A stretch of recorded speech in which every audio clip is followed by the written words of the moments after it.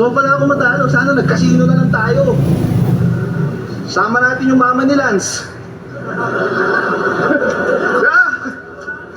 Sa ganung bagay, kahit paano may chance. Game? Hindi yung tinatapat mo ba ako sa ganitong bagong agresibo? Gagong positibo. Tao na may bisyo, masyadong sensitibo, binibigyan ko ng sunod-sunod na punch. Sige, magpakitaan tayo ng resibo, battle rap. Papunta ka pa lang, pabalik na ako.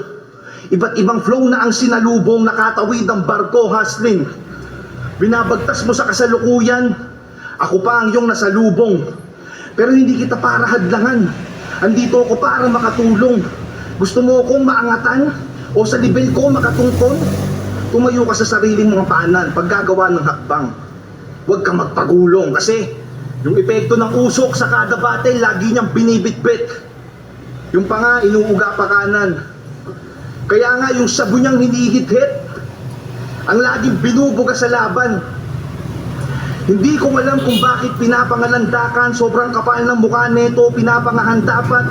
Tumataas tingin mo sa sarili mo pag may pinapababang ama, talagang sinasagad niya batak. Para sa mga kamador makahilera, laging kargado yung black parang motor na pangarera. Kakamadali, kita nyo, sumemplang. Talagang iyak to si Loko. Si Bak ang pinondo, si Lat ng tinodo, yung may biyak sa noo, initak ka sa ulo. Mga nanonood na Cebuano, di pabor sa mga hurado na kay J-Black di bumoto. Pues kung tingin yung nakalusot ko kay Mot, ito ang Black ni Motombo. Ha? Nari my house, boy. Ikaw ay aking pinapalayas. Walang kukonsinti sa'yo dito, oy. Hindi yan sila bias. Ha? Habang patagal ng patagal, naghihirapan na siya magtawid sa linya na parang nagre-rainbow rock. Ngayon si Don Pauna counter, si Jay nag-fade to black. Unti-unti ka nang nawawala ng liwanag. Ano yung banat? Puro black. Nagdidilim na paningin ko, Brad. Huwag kang kukurap. Technical laban sa puntuhan, di pupuntos ganyang wak. Etong durugista, pinupulbos ng sagad. Ako'y rapper na inatasan, ito'y inutusan lang mag-rap. Kung uhaw ka sa tagumpay, pues ibubuhos ko lahat. Manatili kang lundot, tanggapin ng malugod, masakit man sa loob, bawat madiin na taludtod, may mas matinding kasunod.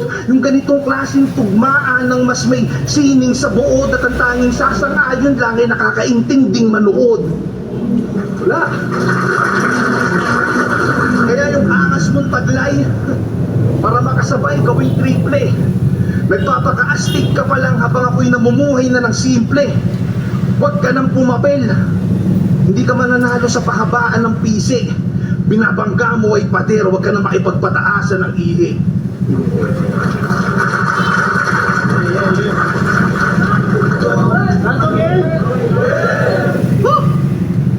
May collab sila ni Looney at napahiya siya sa sarili niya na yung title, Kargado. Kasi kinakala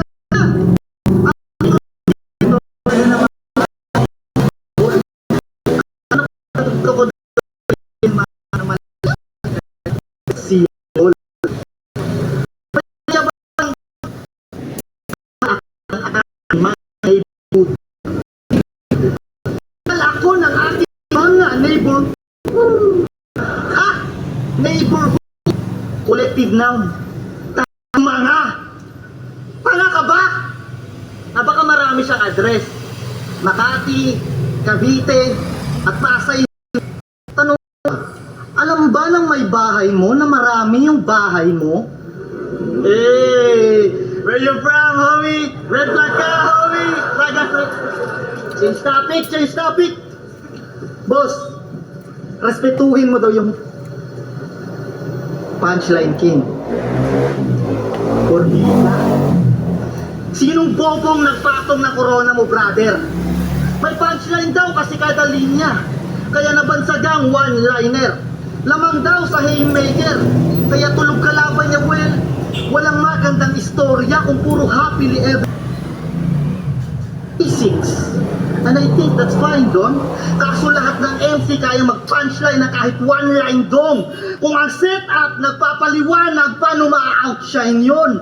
Kung puro punchline ka lang, ano pa yung punchline, Don? Huwag kasi feeling Einstein doon.